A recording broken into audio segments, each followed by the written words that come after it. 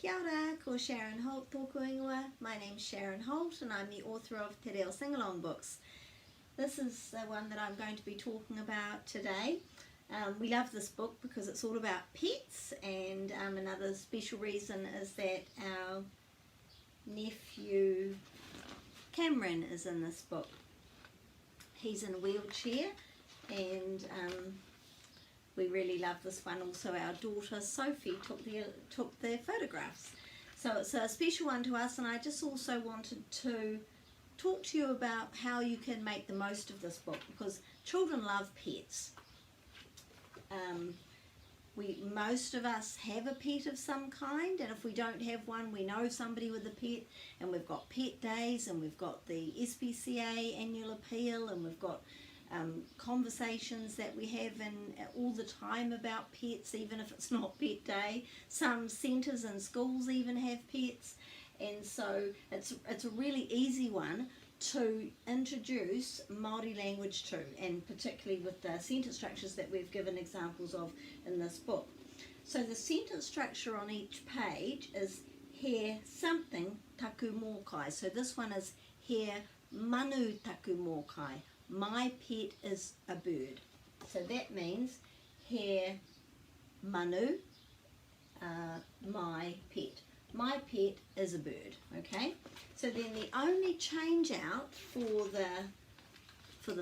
the animal page is the type of pet it is. He ngeru Taku Mōkai. My pet is a cat, etc. My pet is a pony. My pet is a rabbit. So you've got some Māori words for the animals and how to say that. My pet is a dog. So then the other really easy sentence that you can do is ko something or other tana ingoa. So I've got that up here so you can see this really easily. So let's say, for example, it was manu.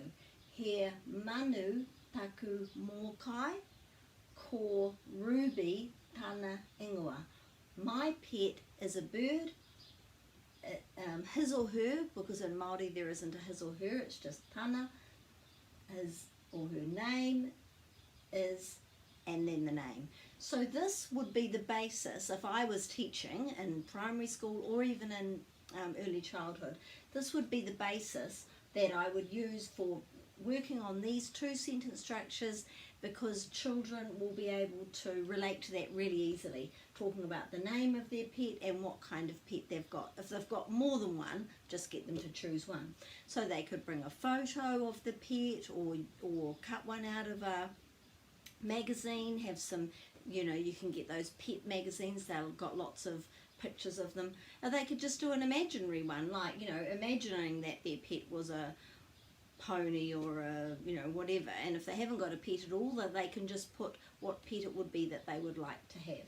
And so these sentence structures would take quite a good amount of time in terms of focusing on te reo Māori, focusing on something that children like doing, teaching these, and then using those words and sentences afterwards to increase your use of te reo Māori. So hopefully that will be a good idea for you and you will enjoy using it. Ka kite.